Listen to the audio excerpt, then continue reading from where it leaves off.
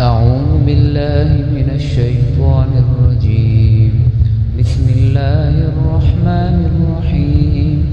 يا أيها الناس إنا خلقناكم من ذكر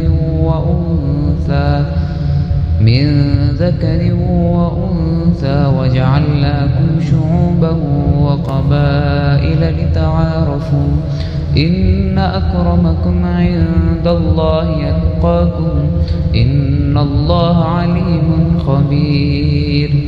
قالت الأعراب آمنا قل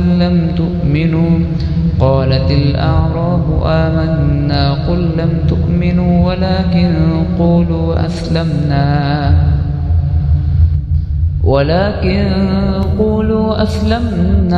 ولما يدخل الإيمان في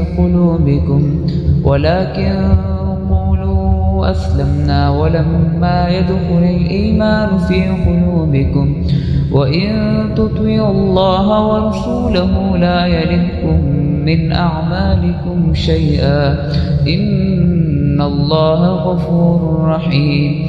إنما المؤمنون الذين آمنوا بالله ورسوله